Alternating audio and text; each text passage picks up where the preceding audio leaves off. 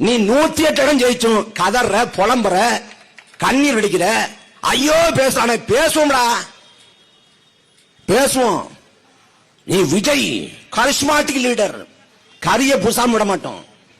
நீ எவ்வளவு பெரிய அயோக்கியன்னு ஊருக்கு சொல்லணுமா இல்லையா? விஜய் நான் மரியாதை இல்லாம பேசிட்டு இருக்கான். எதுக்காக பேசுறான்னா, உதயநிதி பேசுனதுக்கே அவர் எதிர்க்கட்சி தலைவர் அவரையே தூக்கி அரெஸ்ட் பண்ணிட்டாங்க.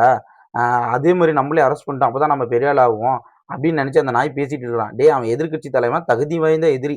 அதனால அவனை அரெஸ்ட் பண்ணோம். நீங்கலாம் செத்த பாம்புடா நீங்க. கெட்டு போனத ஏற்கனவே செத்து போனத தொட்டு கூட பார்க்க மாட்டாருன்னு சொன்னாரு எங்க அண்ணன். அந்த இனம்டா நீங்க, அந்த கேட்டகரியில இருக்கீங்கடா நீங்க. ஆனா அவரு விட்டுருவாரு. நாங்க விட மாட்டோம். எங்க அண்ணன் மூஞ்சில கரி பூசுறேன்னு சொன்னேன்ல, பைத்தியக்கார நாயே, நீயே கரி பூசுன மாரி தான்டா இருக்கிற. பரதேசி நாயே. அவரு என்ன அயோக்கிய பையன். அவரோட அயோக்கியத்தனத்த வெளிய காட்டணுன்ற என்ன அப்படி அயோக்கியம் பண்ணிப்புட்டாரு? உங்க அண்ணன் மாரி விஜயலட்சுமி ஏமாத்தி கெடுத்து விட்டாரா?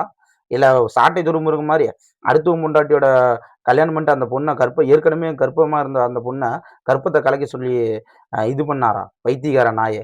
பேசணுன்றதுக்காக பேசாதடா. கரெக்ட்டா கட்சிக்கு சார்ந்து நீ கட்சி நடத்துறீங்கன்னா, உங்க மக்களுக்கு என்ன செய்ய போறீங்கன்றத சொல்லி கட்சி நடத்துங்கடா. அத விட்டுப்புட்டு அடுத்தவனதையே புடிச்சு என்ன சொல்றது? போடா பைத்தியக்காரன் நாம் தமிழ் கூமுட்ட நாய்ங்களா.